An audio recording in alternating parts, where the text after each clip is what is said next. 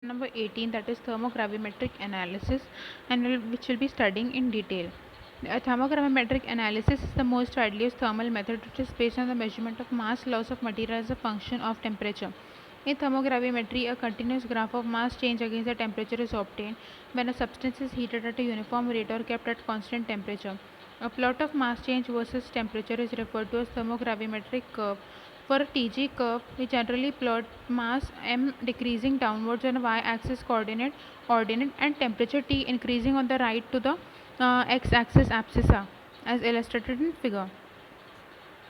Sometimes we may plot time in place of T. In thermogravimetry, a term decomposition temperature is complete misnomer. In a TG curve of a single stage decomposition, there are two characteristic temperatures, that is the initial T1 and the final TF. Ti is defined as a lower temperature on which the onset of a mass change can be detected by thermal balance operating under the particular condition, and Tf as a final temperature at which a particular decomposition appears to be complete. Although Ti has no fundamental significance, it can still be useful characteristic of a TG curve, and the term procedural decomposition temperature has been suggested. The difference is termed as reaction interval. In a dynamic thermogravimetry, a sample is subjected to continuous increase in temperature, usually linear with time, whereas in isothermal or static thermogravimetry, the sample is maintained at a constant temperature for a period of time during which any change in mass is noted. Now we will take up the instrumentation commonly used to obtain the TG curve. The basic components of a typical thermobalance is listed below, that is balance, furnace, heating device, and use of temperature measurement and control. Recorder. The automatic recording units for the mass and temperature changes. These components may be represented by a single block diagram.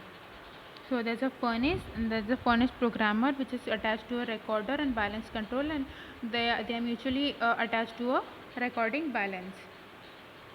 The balance. The basic requirement of an automatic recording balancer includes accuracy, sensitivity, reproducibility, and capacity. Recording balancer of two types, that is null point and deflection type. The null type balance, which are more widely used, incorporates a sensing element which detects a deviation of the balance beam from its null position. A sensor detects a deviation and triggers on a restoring force to bring the balance beam back to the null position. The restoring forces directly proportional to the mass change. The deflection balance of the beam type involves the conversion of the balance beam about the fulcrum into the suitable mass. The change traced by a photographic recording, that is change in the path of a reflected beam of light available of photographic recording. The furnace and control system must be designed to produce linear heating and over the whole working temperature range of the furnace, and provision must be made to maintain a fixed temperature. A wide temperature range, generally 150 degrees Celsius to 2000 degrees Celsius of furnace, is used to different instrument manufacturers depending upon the model. The range of furnace basically depends on the type of heating elements used. The recorder. The graphic recorders are preferred to meter type recorders. XY recorders are commonly used as they plot weight directly against temperature. The present instrument facilitate microprocessor controlled operation and digital data acquisition and processing using personal computer with different type recorders and plotters for better presentation of data. In figure 10.3, we have shown a schematic diagram of a specific balance and furnace assembly as a whole to better understand the working of a thermobalance. In this diagram, you can clearly see that the whole of a balance system is household in a glass protected and to protect it from dust and provide inert atmosphere. There is a control mechanism to regulate the flow of an inert gas to provide inert atmosphere and water to cool the furnace. The temperature sensor of furnace is linked to the program to control the heating rates. The balance output and thermocouple signal may be fed to record the thermogravimetric curve. The thermogravimetric curves are as follows. The sources of errors in the data. The Boyne's effect. If the thermally inert crucible is heated with empty, there is usually an apparent weight change as temperature increases. This is due to the effect of change in buoyancy of the gas in the sample environment with the temperature. The increased convection and possible effect of heat on the furnace or the balance itself. Now in the modern thermobalance, the effect is negligible.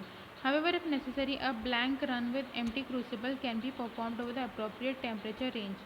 The resultant record can be used as a correction curve for subsequent experiments performed at the same condition.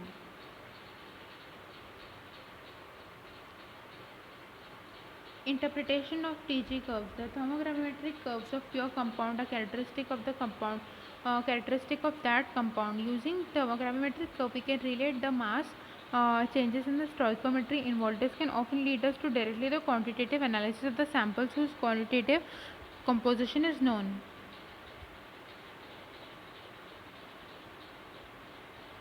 The factors affecting thermogravimetric curve. In the beginning of this unit, we talked about the lowest temperature Ti, at which the onset of the mass change can be detected by the thermobalance operating under particular conditions, and Tf is the final thermobalance operating under particular conditions. The instrumental factors are furnace heating rate, recording or chart speed, furnace atmosphere, geometry of sample holder, sensitivity of recording mechanism, and composition of sample container. The thermal methods are amount of sample characteristics, the amount of sample solubility of evolved gases, particle size, heat of reaction, sample packing, nature of sample, and thermal conductivity.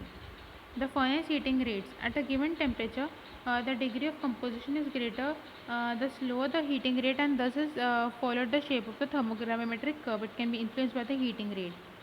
The recording or chart speed. The chart speed or the recording speed of the thermogravimetric curve of rapid or slow reaction has pronounced effect on the shape of the thermogravimetric curve.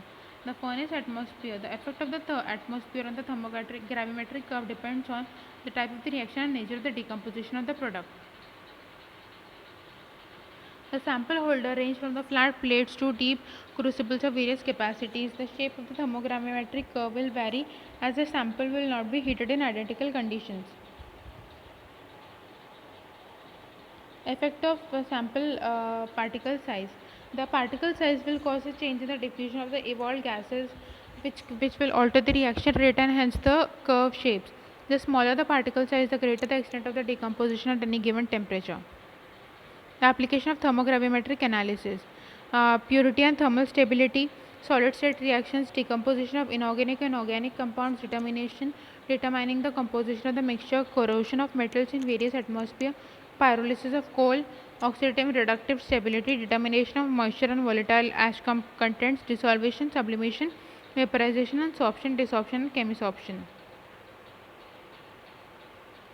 Analysis of mixture of calcium and magnesium carbonates. A typical thermogravimetric curve of mixture of calcium and magnesium carbonates is shown in figure. That's all for this session. Thank you.